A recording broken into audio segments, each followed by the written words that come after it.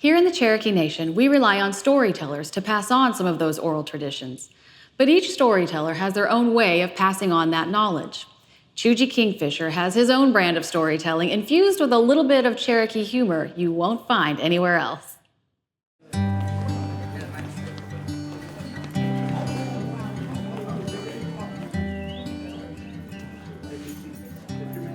Tonight we have Cherokee storytelling by Mr. Choogie Kingfisher.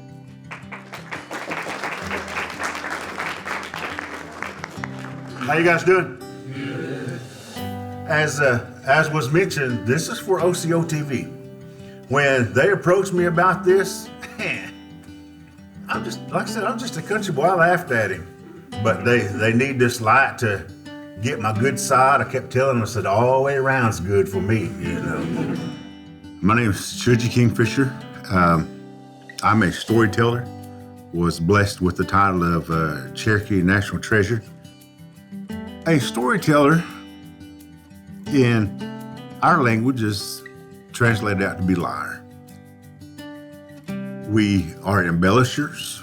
In Sequoia, you say gog means storyteller. And they're just, storytellers are historians. Storytellers are everything, you know, to our tribal people. You know, I've been doing storytelling for 30-something years. And it's given me the opportunity to travel all over the United States. I've been across the seas to Germany and Switzerland and places like that. My childhood was awesome. I wasn't rich by any means, money-wise. But I grew up in a good family. My mom and dad, they were full blood. They spoke the Cherokee language. I spoke the Cherokee language. I grew up in that small community playing stickball. I grew up in that small community pitching horseshoes. I grew up in that small community playing marbles, going to church, singing those hymns, going to stomp dance, singing those ceremonial songs. You know, there's an old saying that it takes a village to raise a child. Man, that village had to be awful huge to raise this boy. But the stories that I tell, they're not mine. I just share them so that they continue to live within our people. I'm married to a wonderful woman. Her name is Cherokee Kingfisher. I saw her at church. I wasn't actively looking because I was single. Man, I was enjoying my life. When we ended up dating, we were about 7 months into our relationship, 7 or 8 months. And all I kept hearing was, you're not going to marry me. You're not going to marry me. I used to tell her, I said, I never even thought about it, but I thought about it a few times. We were married for 2 weeks before we ever told anybody that we were married. When I had kids, I wanted to be able to tell them who I was and who they were.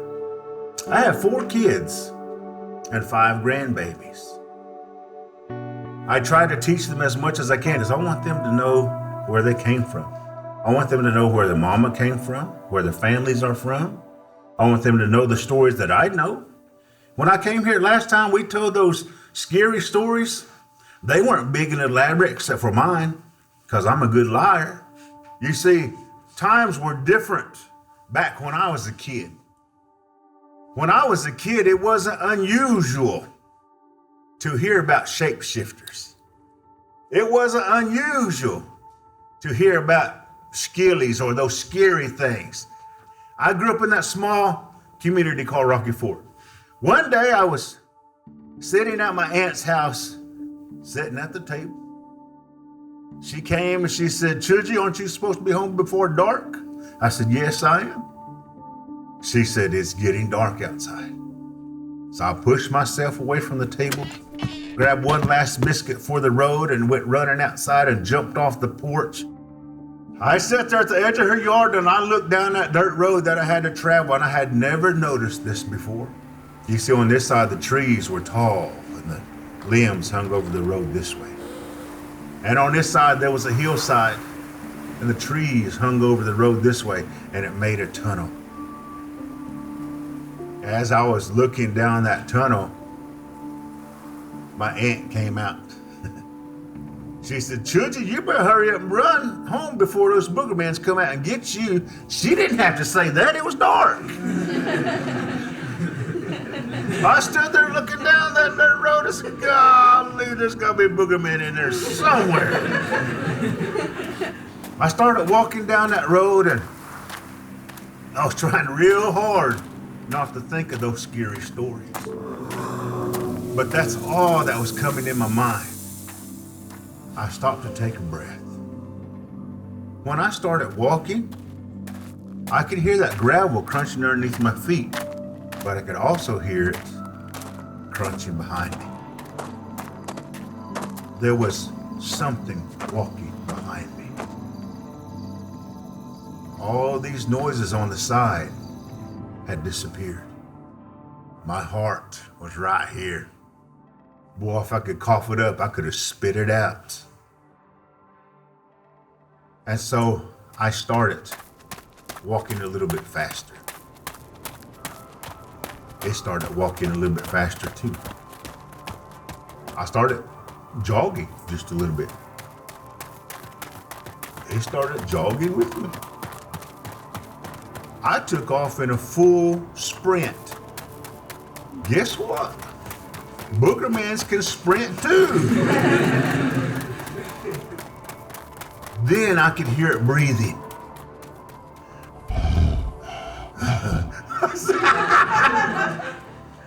That boogerman's gonna get me. When I turned around, I looked back, all I could see was this white thing coming at me. Ah, boogerman! I took off running as fast as I could. I was running so hard and so fast, and I turned around to see how close it was, and I tripped on a rock. And I fell on the dirt road, and I tumbled end over end. I laid there, and he began to walk around me. And then he done something that just absolutely terrified me, began to make me shake. He stepped over me. Oh my goodness. And I began to talk to myself. I said, self? Myself said, huh? If this is the last time you're gonna be on earth, see what it is that's gonna take you out. On a count of 3, sum up all the courage that you have left and see what that boogerman looks like. 1, 2, 3, open your eyes. I opened my eyes. That boogerman was looking at me right there like that with eyes this big. It was my cousin. He was wearing a white shirt with glasses on. He said, Choogie, are you okay? Get out of my face. I learned 2 things that night. Don't let your imagination get away from you. And number 2, get home before dark. You know, the stories that I tell belong to everyone. And I've learned since then that stories are living things. They only live when we tell them. And so they'll never die as long as we tell them. We will either die by our youth or survive by our youth. That's you. What are you going to do to secure your culture for the next generation? If you know the stories, share them. They don't have to start out long. They don't have to start out exciting. Just share them. Guys, I've enjoyed you being here. I wish I could see everybody. When they turn those lights on, I'll see you guys. But to OsiyoTV, your ratings are going to be real big now when you air my part.